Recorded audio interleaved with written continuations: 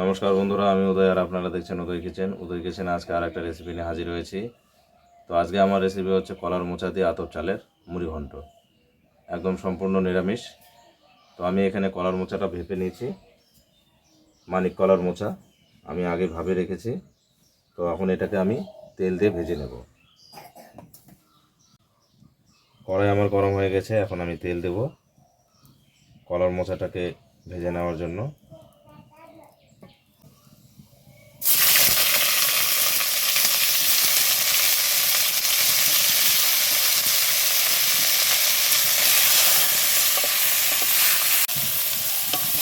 তো আমি কলার মোচাটা সরিষার তেলেই ভাজছি এবং সরিষার তেল দিয়ে আমি করব। হালকা করে ভেজে নেব, খুব বেশি কড়া ভাজা যাবে না। আমার ভাজাটা হয়ে এসছে, এটাকে আমি এখন তুলিয়ে নেব। আমার মোচা ভাজাটা হয়ে গেছে, এটাকে আমি উঠাই নেব।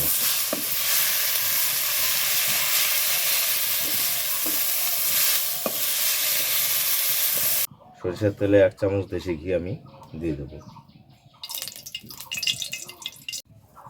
ফোড়নে আমি একটা তেজপাতা, 2টো শুকনো লঙ্কা আর কয়েকটা গোটা জিরা আমি দিয়ে দিচ্ছি। সঙ্গে ফোড়নে আমি আরও নিয়েছি কয়েকটা গোটা গরম মশলা। এখানে আদা এবং কাঁচা লঙ্কা পেস্ট আমার আছে, এটা দিয়ে দেব।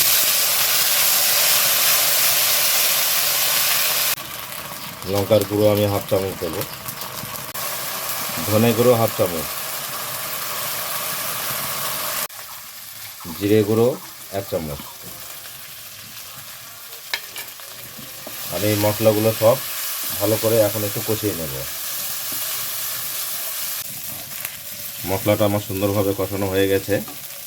এখন আমি আগের থেকে ভিজে রেখে এই আতপ চালটা, চিনি আতপ চালটা আমি ছেঁকে রেখেছিলাম, এটা এখন আমি দিয়ে দেব। পরিমাণ মতো হলুদ দিয়ে দেব,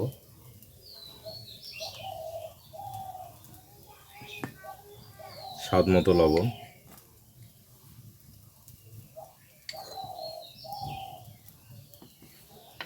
এখন ভালো করে আমি চালটার সঙ্গে সব মশলাগুলো কষিয়ে নেব। লবণ হলুদটাও তো দিয়ে দিলাম, এখন এগুলো কষিয়ে নেব।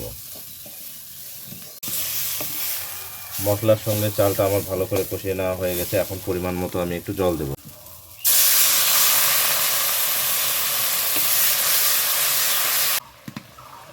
1 চামচ চিনি আমি দেব। চিনি দিলে এর টেস্টটা আরও সুন্দর হয়। ভেজে রাখা মোচাটা এখন আমি দিয়ে দেব।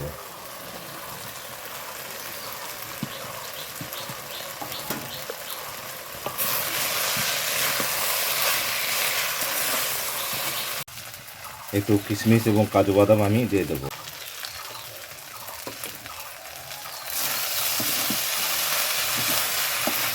আমার এটা হয়ে গেছে, এখন আমি এটাকে নামিয়ে নেব।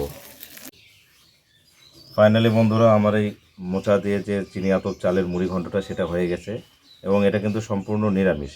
আপনারা দেখলেন আমি কত তাড়াতাড়ি এটা বানিয়ে ফেললাম এবং এটা খুব তাড়াতাড়িও হয়। আর একদম দেখুন পোলাওয়ের মতো হয়েছে, ঝরঝরে। তো আপনারাও বাড়িতে এভাবে তাড়াতাড়ি নিরামিষ চিনি আতপ চালের সঙ্গে মোচার মুড়ি ঘন্ট বানিয়ে নিতে পারবেন। তো আজকের আমার এই রেসিপিটা যদি আপনাদের ভালো লেগে থাকে তাহলে অবশ্যই লাইক, শেয়ার, কমেন্ট করে আমাকে জানাবেন। তো সকলেই ভালো থাকবেন, আবার দেখা হবে কোনো একটা রেসিপি নিয়ে।